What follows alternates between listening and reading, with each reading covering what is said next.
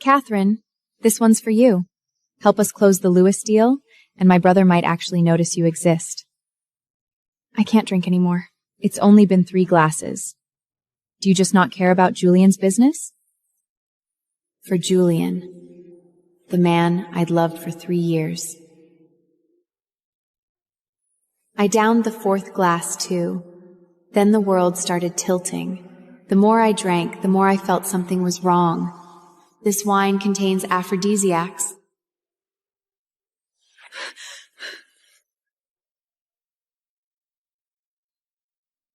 On the edge of losing consciousness, I made that phone call. Julian, I was drugged. I'm busy. Call the police.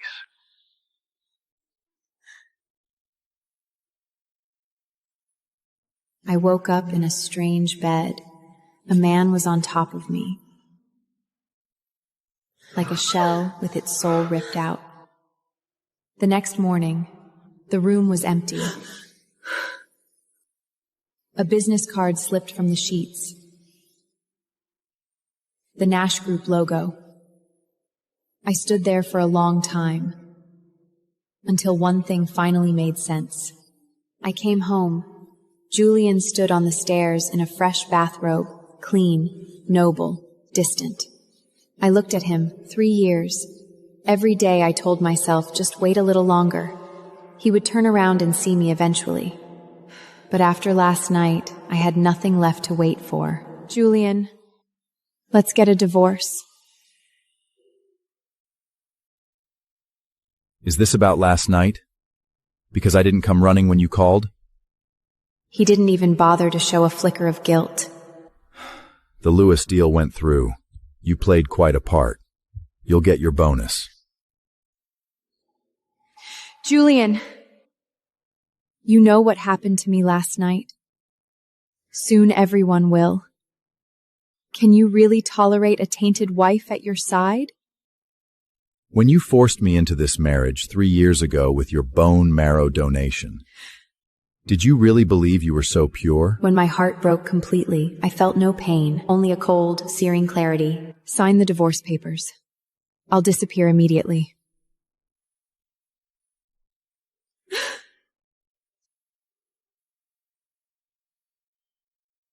Sir, about last night. You still haven't told your wife it was you?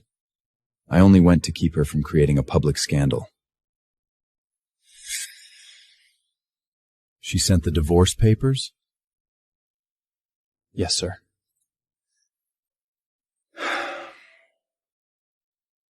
Find out who arranged for her to be at that hotel. I thought I would cry, but I didn't. I just opened my laptop to update my resume. His world was no longer mine, and my world had only just begun. Kathy.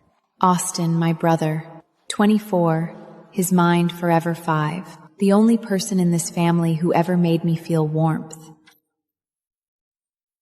Kathy, you can't divorce him. Your father is still counting on Julian to overturn his case. Without the Nash family, Blank will rot in prison for life. Mom, if Julian ever intended to help, he would have done something by now. It had been 3 years. How can you be so selfish? Your brother's treatment, your father's case, which of them doesn't need money? I hadn't lived for myself since I was 18. After I got back from the hospital, Julian took me to the study. Lawrence, my father-in-law, the only person in the entire clan who ever treated me well. The 2 of you, before the year is out, must give me a grandchild. Dad, these things can't be rushed. 3 years and nothing. You're both perfectly healthy. What exactly is the problem? Julian might have some issues. I don't mean it's that kind of problem. He's seeking help. But IVF is quite common these days. Julian, since when have you had this kind of problem?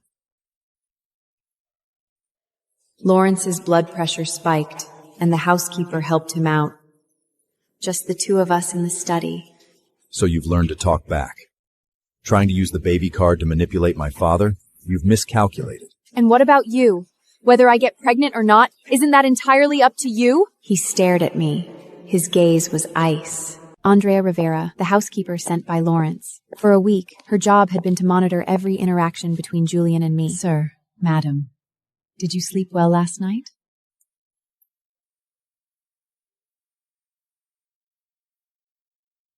Are you planning to write a daily report to my father about our private life? I'm just concerned for you both. Concerned. Next time, don't just eavesdrop outside the door. Come sit by the bed. I'll give you the details. Andrea, go attend to your duties. The housekeeper flushed, bright red, and practically fled. Next Wednesday. I'll go visit your father with you.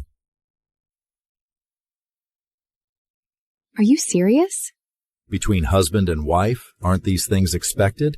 I couldn't tell if he was sincere or just playing a role. All I knew was for my father, I had to say yes. A photo on social media, Julian and Louisa at a Michelin restaurant. She was smiling like the lady of the house. If Julian can have his fun out there, then I have no reason to stay chaste either. I didn't cry. I just finally figured it out. A question that took me 3 years to answer. I dug out that business card. Nash Group Executive VP. No name, just a number. The man who'd been in my bed that night. Julian wanted me to carry a Nash heir. Fine, I'd find someone from his own company. I stared at that number, fingers trembling, then typed a few words. I found out much later the message went to Kaysen's old number. A number Julian had just taken. He gave himself an alias. Mr. A pretended to be a strange executive, just to sleep with his own wife. Are you free tonight? We can meet. Get a medical checkup first. I stood in front of the hotel room door, clutching the key card so hard its edge bit into my palm. I didn't know what he looked like or his name. I only knew he was a Nash Group executive, the man who'd done me in the dark. 3 deep breaths, swiped the card, pushed the door open, pitch black. He stood a few steps away. I couldn't see his face. But I caught the cedar-based cologne, exactly the same as Julian's. Come here. No lights. No names. Fine.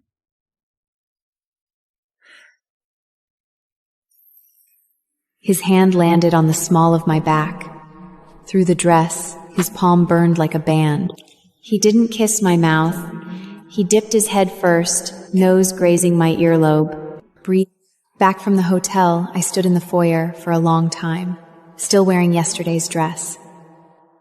The bra straps had left red marks on my shoulders that hadn't yet faded. Julian came down the stairs. His gaze swept past my face, pausing for 1 second. Where were you last night? A friend's place. He didn't press further, but I looked at his hands, knuckles defined, wedding band still on his ring finger, and suddenly remembered the hands that had gripped my hips in the dark, same size. My heart skipped a beat. Then I forced the thought down. Lawrence called. Julian answered, then casually pulled me into his arms. Hope I'm not interrupting anything. We haven't gone to bed yet. His palm pressed against my waist. The heat seeped through the dress. The same spot as Mr. A. My body reacted before my brain did, a tingle down my lower back, a weakening in the backs of my knees, and only then did I realize I was trembling. Can you give me a grandchild before the year's out? Lawrence, I'm secretly working on it. She's secretly studying the best positions for conception. After he hung up, he released me. Katherine, I have a proposition for you. We don't divorce. We maintain the status quo. Maintain the status quo? You hate me, I pretend not to see it. You keep having dinner with Louisa, and I keep pretending not to see that too? You can have your own life too. I won't interfere. As he said this, I was staring at his wrist. Under his shirt cuff, there was a faint red scratch mark. My heart skipped another beat. But this time, I didn't force the thought down. You're saying I can go find another man? There are plenty of men in this world. Don't fixate on just one. I looked into his eyes, searching for a trace of mockery or a test. I have found it. I dreamed about that night. Lifted his face. It was Julian. I jolted awake, drenched in cold sweat. My heart pounded like it would shatter my ribs. No, stop thinking about it. I ran into Julian in the hospital corridor. He said he was picking up checkup results, but the small sample cup in his hand gave him away. He was here for a sperm quality test. You're getting a checkup too?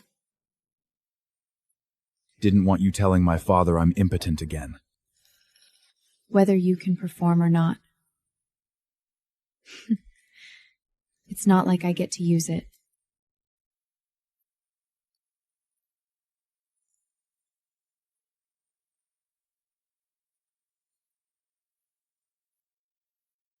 Kathy. My mother, Ivy, sat in the corner. She never once looked up at me. The money came through. Thank you. Her voice was flat, like she was talking to a stranger who wired her money every month. Don't stand in the way. Your brother needs to rest. Kathy, don't be sad. I'll take my medicine. I'll get better. His hand rested on mine. No strength at all, like a thin scrap of paper. I walked out of the hospital entrance. I didn't cry, but the corners of my eyes were wet. Julian's car was parked across the street. The car windows were down. He didn't honk. He didn't call my name. He just sat in the driver's seat, one hand on the wheel, watching me walk down the hospital steps, farther and farther away. Sir, Austin Clark's medical expenses are confirmed. This year's new treatment plan is far more expensive. Raise her monthly allowance to $5 million. $5 million? Yes. I was picking out clothes for my father. Visiting day was next week, and it was getting cold. The prison didn't provide heating.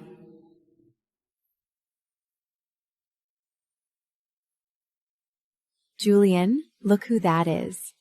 Julian stopped. Across the entire corridor, he watched me pick up a dark gray sweater. That sweater is clearly not for you. It's too small, and the style is so outdated.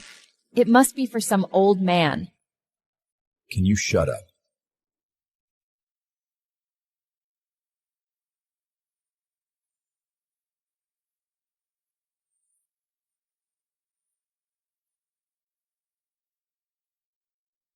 I bought a tie. Not sure if it suits you. Put it on me.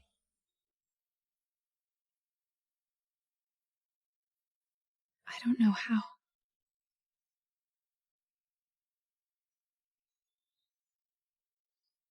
You used to insist on doing it for me. He was right. I used to tie his tie for him every day. He never once looked me in the eye while I did it. I stood in front of him and looped the tie around his collar. I had to tiptoe a little. He was too tall. I was tying the knot.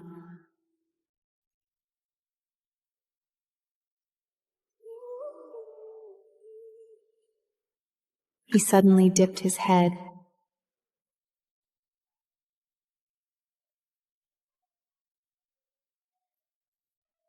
Our lips touched. It wasn't a kiss. just a brush. But neither of us pulled back.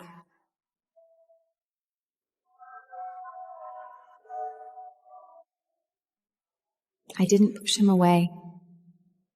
I didn't even know why I didn't push him away. When the kiss ended, I was trembling all over. He released me, staring at my mouth. He wiped his lips with his index finger. I noticed the tips of his ears were slightly red. Julian Nash, the most arrogant man alive. His ears were red. Julian kept his promise. Wednesday, he drove me to the prison. Neither of us spoke the entire way. I'll wait outside. You're not coming in? He doesn't want to see me. He wants to see you. My father was so thin he looked hollowed out.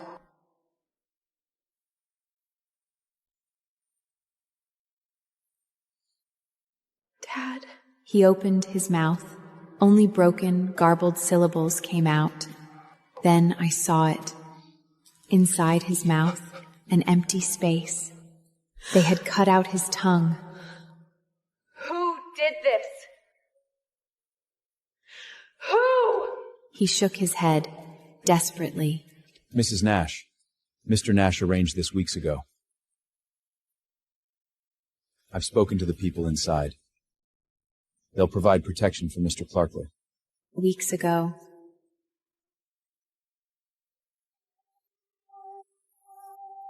Before I'd begged him. Before the divorce papers.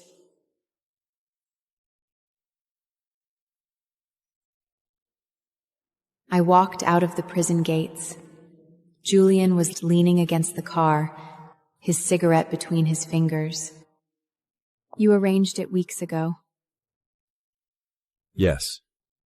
Why didn't you tell me? It wasn't a big deal. He took another drag, didn't look at me, but I knew he was lying. Not a big deal. A man like him never planned ahead for things that didn't matter. Get in the car. On the way back, I pretended to look at the scenery outside the window. But in the glass reflection, I watched him the entire ride. I spent the entire afternoon learning to make a pastry from the housekeeper, a traditional uverta pastry Julian's mother used to make for him. Mrs. Nash, why are you making this? To thank him. You could just say thank you. I didn't know how to say it. Between Julian and me, there had never been a thank you.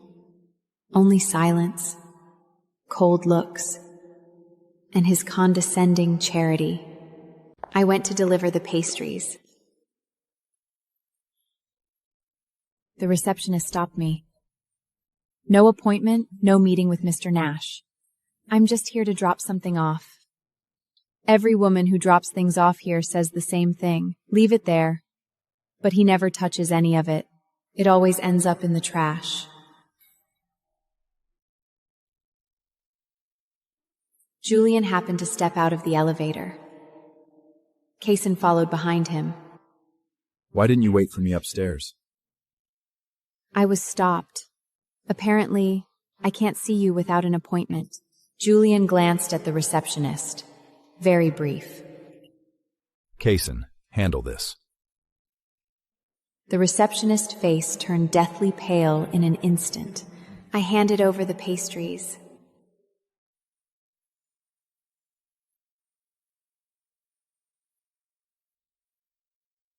What is this? Overta pasties, the kind you ate as a child. Julian froze for a moment. Don't make this again. He didn't say why, but I heard the crack in his voice. It was raining outside. My hair and clothes were soaked. Go take a hot shower. There are clean shirts in my lounge. No need. I'll shower at home. You'll catch pneumonia like this. Then I'll have to take you to the hospital. More trouble. He always talked like that. Even when he was concerned, he had to wrap it in a shell of not wanting to be bothered. I came out after showering. His shirt was too big, the sleeves hanging past my wrists. The neckline slipped below my collarbone. He sat on the sofa, looked up at me. His gaze lingered on me for 2 seconds. Come here. Put on this necklace. It was a diamond necklace. Under the light, every stone looked like it was burning. Why are you giving it to me? You were just mistreated. Compensation. He clasped it around my neck. His fingertip brushed the back of my neck. Then he kissed me. My heart stopped for half a beat. His lips were warm, his breath carrying a faint trace of mint. His hand slid from the neck of my cheek to the small of my back, pulling me flush against him. This was the first time he'd touched me on his own. Not to put on a show for his father. When he released me, my lips were numb. He looked into my eyes and said one thing. You're really terrible at kissing. So are you. He didn't argue, but his thumb brushed the corner of my mouth, wiping away a smudge of lipstick. I put the necklace back in the drawer and returned it to Julian. But Eloise took it, and Katherine reported the truth to Julian. He dialed his sister's number. I took it. What's the problem? Did you ask me? Weren't you going to give it to Louisa anyway? I stopped by your office today and you weren't there. She just happened to need something for her evening gown. He hung up, didn't say another word, but his face shifted, that barely perceptible shift, like a crack forming across ice. That night, I saw Louisa's new selfie online. Around her neck, that necklace. The necklace Julian had clasped around my neck himself. The one he called compensation. Now it hung against another woman's collarbone, glittering under warm yellow light. I stared at it for a long time. Then I turned my phone over. It didn't matter. I had already stopped making excuses for him.